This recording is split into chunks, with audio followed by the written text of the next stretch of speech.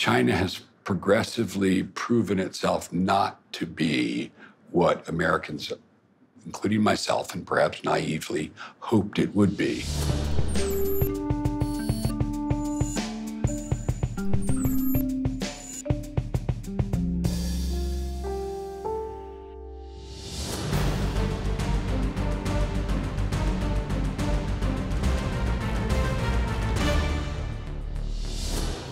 What's your superpower? What's the one thing that really gives you an edge? If you've never thought about it, maybe you should. The right answer could help you at school, in business, with relationships, and, of course, in global politics. Hello, and welcome to GZERO World. I'm Ian Bremmer, and today I'm taking off my mask and cape. Turns out, it's still just me, sorry about that, for a closer look at what is a superpower. And who better to help me explain than a physicist turned defense secretary? I'm talking about Ash Carter, once Obama's man at the Pentagon, and who now says America's warriors need a few upgrades. Then I've got your puppet regime. Americans love a winner and will not tolerate a loser. But first, a word from the folks who help us keep the lights on.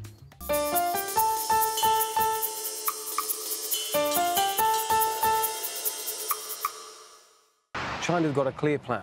They want to replace the US as the superpower in 30 years' time. Not going to happen with me. But do you believe that that's their intention? Yes, I do. I think that's their intention. Why wouldn't it be? I mean, they're very ambitious people. They're very smart.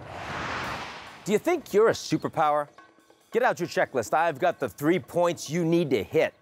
Number 1, economics. The American economy is the bedrock of the global financial system. The dollar is king, and it's been that way. In fact, the U.S. has boasted the world's biggest economy since 1871.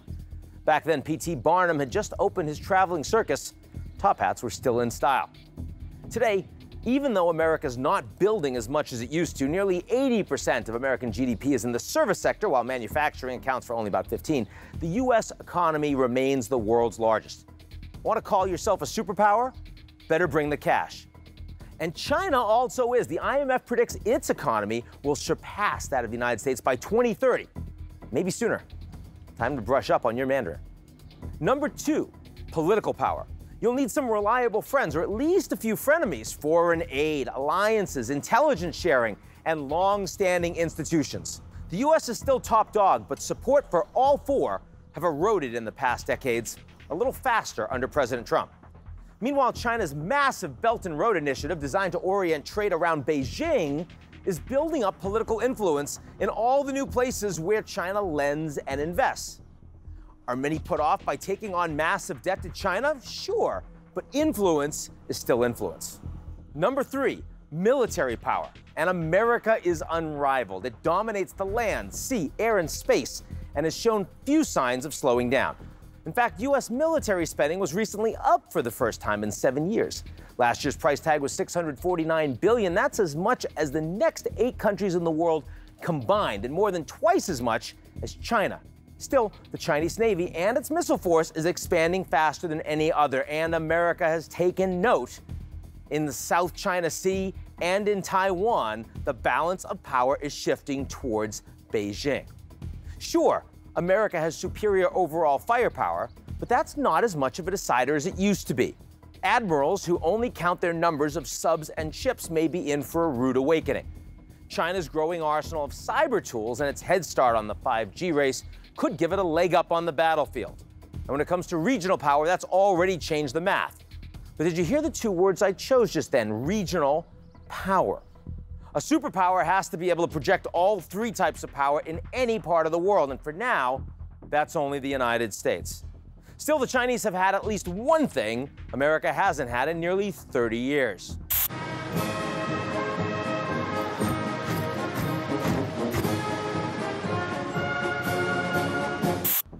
Fortunately, we've managed to score an exclusive interview with President Trump to get a better sense of his thinking.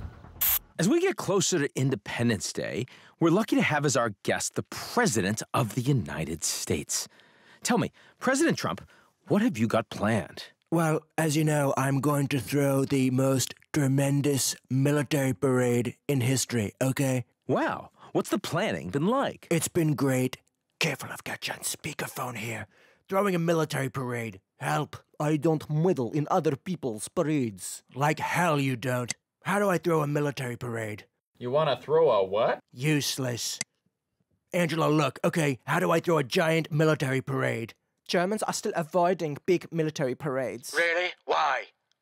You know why. I do not know why. This is Macron. I am not orbiting my phone right now. Désolé. Ghosted. Wait a minute. I know who can help. Oh, Donald. This is how it was meant to be.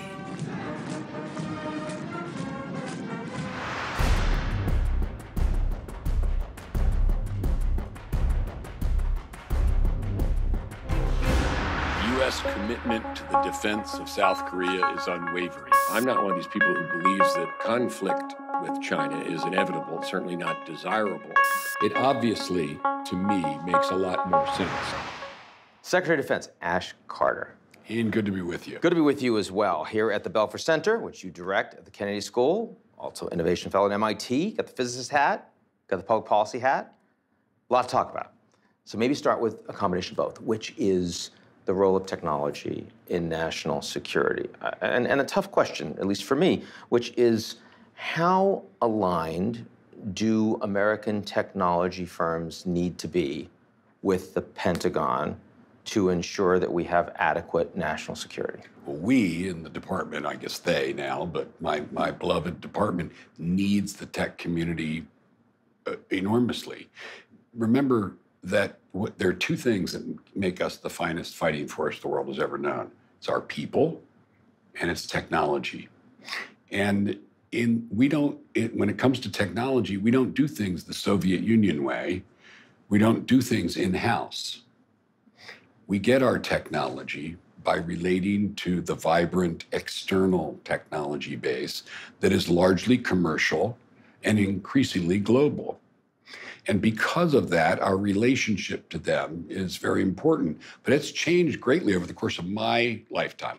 And so within my very first few weeks as Secretary of Defense, I went to Silicon Valley. I found that it was the first Secretary of Defense to go there in 20 years.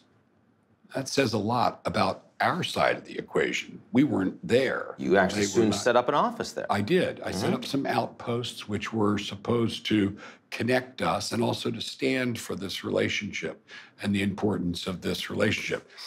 Now, Ian, as you'll appreciate this, and this may be also on among the things you wanted to talk about today, and it's certainly something you know about, we can learn a lot from the tech community about how to do things in a way that comports with the kind of conduct they want us to have. I'm willing to kind of meet them halfway. For example, let's take autonomous weapons. When I was Deputy Secretary of Defense, I wrote a directive, which is still in force today. This is in 2012. Now, nobody was talking about it, but I was thinking about it. What are we going to do when AI comes to the application of lethal force?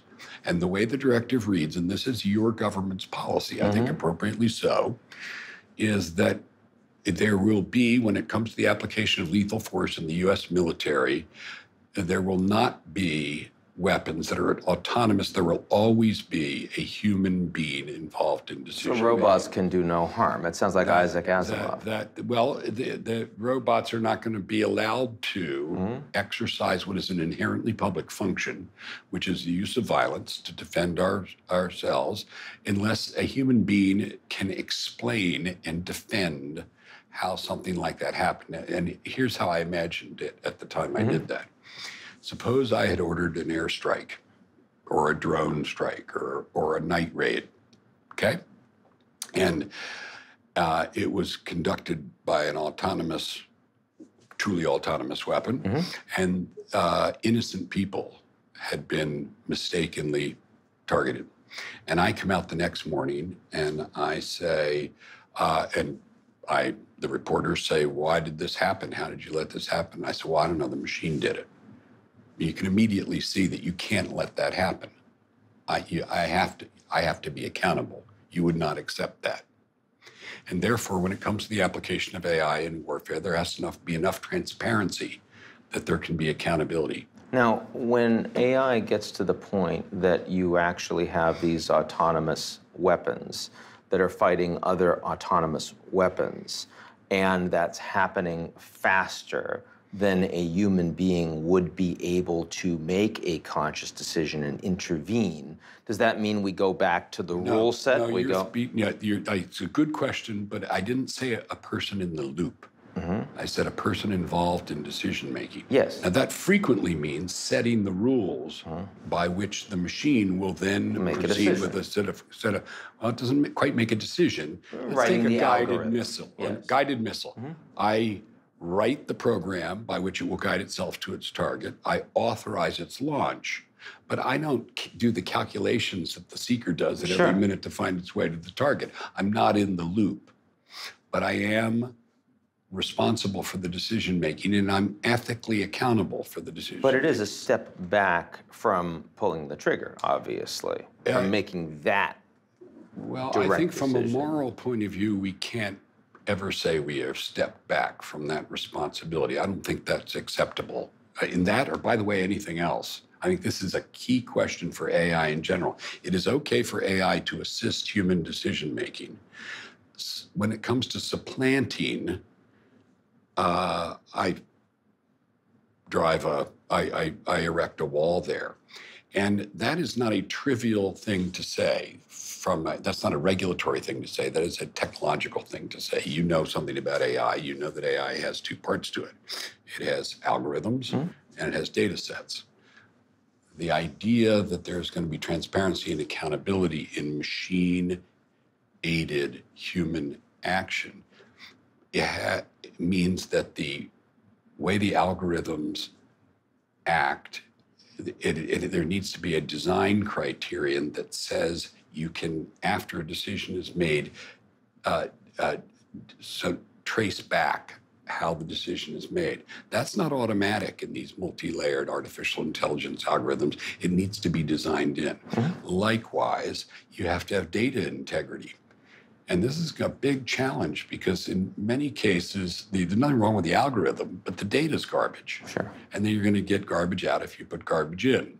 So data integrity and algorithm transparency are the two technical consequences of what I'm talking about. And I, by the way, think that's going to be true whether it's in medical care or policing, sentencing, anything else that is done of consequence that uses AI. So then is the primary ethical challenge here, given that rule set, not about a human being making a decision, but rather the comparative insulation of the human being from lethal force, right? In other words, you're in the trenches, you actually see the person, that's direct, it has all of the moral and ethical consequence and immediacy that combat has. You're a fighter pilot, there's a large step that is removed from that and it becomes more video game-like. You're actually operating a drone, but you're still actually launching that missile, one more step back. You're the person that is creating the algorithm for the autonomous weapon. You're fully responsible, but the level of distance between you as that operator, that coder, and those human beings who perhaps were killed by mistake ultimately, that's a pretty significant. What do you do as the person who's ultimately responsible, you or someone in your position, to deal with that? How do you respond to that challenge that's only going to get much greater? It doesn't seem from the seat of the Secretary of Defense, or I would imagine the President, who's ultimately responsible. It's more vivid than you might think, Ian, even in these circumstances where we're not doing the combat. I'm not kicking in the door, but I feel the weight. And right up until the day I left office in the morning, I woke up and Jim Mattis was in my shoes, and a huge weight comes off your shoulder. This isn't a game. And I accept that. I'm not pushing back against that. I'm asking you, I mean, we know how visceral it is when we talk about boots on the ground. And we know that it's a lot easier to talk about sending some drones over to engage in strikes, either ourselves or with proxies, say Saudi Arabia, Yemen, as it is to say, we're going to actually send our citizens to fight.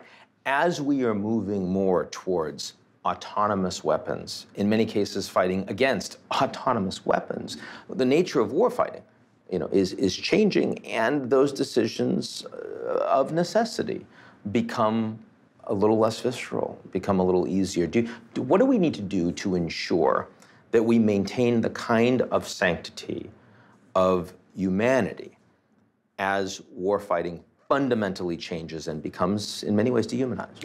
You simply have to, as a leader, say to yourself, I need to be able to go out and support and defend this. I need to be able to explain it to my people. I need to be explaining it to the President of the United States, and I need to explain it to my children.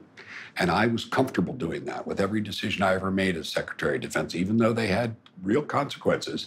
And I know that.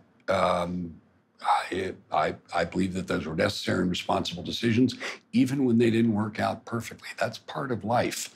And if you're going to be in public life and you're going to be doing anything grave in life at all, that's part of the game. So let's take that and move it to some geostrategic questions around the world today. And there are plenty. And as you've said, you look at the priorities, say we're America, we got to be ready for all those at the same time. How do you feel just generally about our war-fighting capability and preparedness right now? You think it is what it was, where it was when you were Secretary of Defense? Yeah, things don't change that quickly.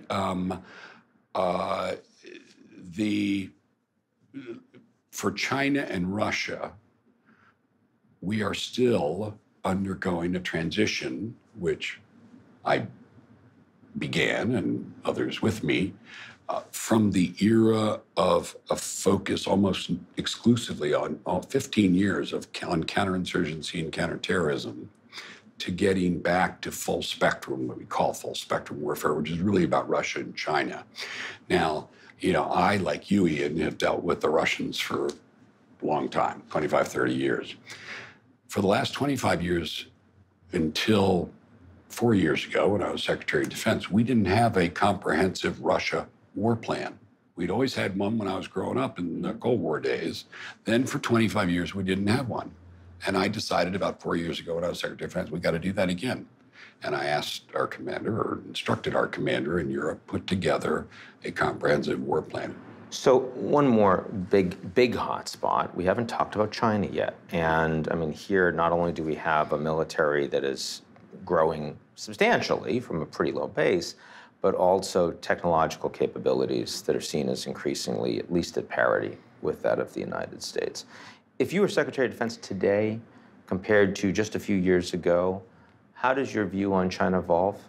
China has progressively proven itself not to be what Americans, including myself and perhaps naively, hoped it would be, which is a country that would always be Chinese and but would increasingly conduct itself in a way that was broadly compatible with the way that we find it appropriate and necessary for to conduct ourselves. To be clear on this, you think that China presently is behaving in ways that are incompatible with American national interests? Yes, they first of all. So the decision to call them a fundamentally strategic competitor in the new national security document, you would agree with? I don't object to that. I think that's just telling it like it is. So what's most incompatible? Give me sort of your top three things that China that we need to change. I think their trade practices have been predatory, and remember, as a communist dictatorship, China is able to bring to bear on our companies and on other countries a combination of military, economic, and political power that societies like ours and governments that operate in a system like ours cannot match. And so that is an uneven playing field. And we have not persuaded China, and by walking away from things like TPP, we have, in fact, ceded the field to them. The Trans-Pacific Partnership, yes. Have ceded the field to them so that they can use where they're strong, which is not trade based on principle, but trade based upon coercion.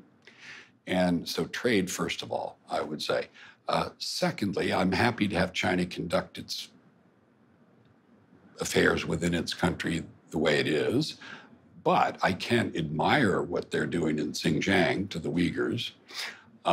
With over 1 million in detention camps. Yes, nor can I suggest that our good friends and allies begin to doubt the Western system of political and economic, which is capitalism and political liberalism, I think those are better ways of running human societies. We're not proving that particularly right now. And the Chinese are using that to kind of undermine our system and suggest their system is better. A relativist. I don't agree with that. Yeah. And on the military front, I think they're increasingly expanding their reach in ways that are quite coercive. And certainly that's the way a lot of countries around the Asia-Pacific theater feel that the Chinese are behaving. So in all of those ways, Ian, I think you have to say there's a competitive situation going on. Now, I think you have to do everything you can to diffuse that. I don't want that to get out of control, and I'm not for trying to put them out of business. But I don't cede our values, and I don't want to cede our position in the world. I think so. I mean, these are three pretty heady things. We're talking about the fundamental economic relationship between the two largest economies in the world. We're talking about their human rights and their domestic political system as it's structured, which is a top priority for them that they say is a red line when they negotiate with us, and their military force posture and the coercion that you say that they use against other countries, allies of the Americans, in the region and increasingly more broadly. Does that imply that we are moving inevitably towards a policy of containment towards the Chinese? Does that imply that we're moving inevitably towards a policy of Cold War? Well, I don't like to use words like that because they take us back to an era, Ian, that you and I remember, but was a very different situation. But so I'd rather say something about a pushback and being realistic. The reason I don't like to liken it to the Cold War with the Soviet Union is this. Yes, we had a many decades in duration, fundamental, ideological and geostrategic competition with a communist dictatorship, but we didn't trade with it. Remember how we dealt with the Soviet Union? We put a membrane between us and them, and nothing could get through. That's not the case with China, and I'm not suggesting it should be the case with China. The trade with China and Chinese trade with the rest of the world is inevitable and is on balance, or can be on balance, a positive thing. So we're not going to have the kind of containment we had when it was the Soviet Union. We need an economic playbook. Because the technology piece increasingly sounds like containment, right? When we talk about 5G and rollout. Well, we have to be realistic about protecting our advantage and recognizing that it is an uneven playing field when they can bring the tools of dictatorship to bear to make an uneven playing field. Now, people used to salute you when you were Secretary of Defense. You are now running a center at Harvard. Academics are, that's herding cats. Having fun? Never. I am, and never mind the eggheads. The students are the key. Ash Carter, Professor Ash Carter. Good to see you, my friend. Good to be with you, Ian.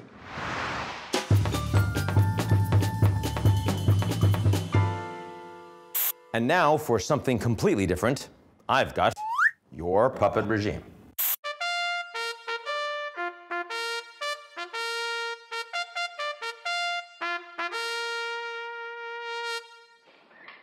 Be seated. Americans love a winner and will not tolerate a loser. And I would always have been a winner in any war. Take, for example, Vietnam, okay? Was I there? No. But frankly, I didn't need to be. No bastard ever won a war by dying in it anyway, okay?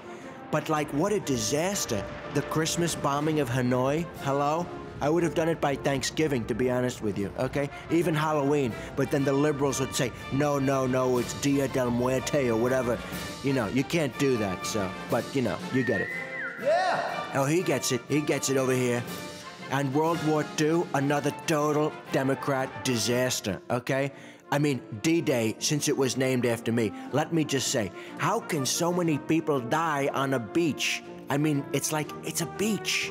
What do you know about war, you draft dodger? Listen, I have experience in the trenches, okay? Right there on the front lines. I have faced off directly with the most dangerous enemies of our people. That you may have. I'm not concerned about anything with the Russian investigation because it's a hoax. That's enough. Put down the mic. Mr. President, are you worried about indictments coming down in this investigation? The very thought of losing that battle is hateful to Americans and to the... That's our show this week. We'll be back next week. In the meantime, if you like what you've seen, check us out on GZEROmedia.com.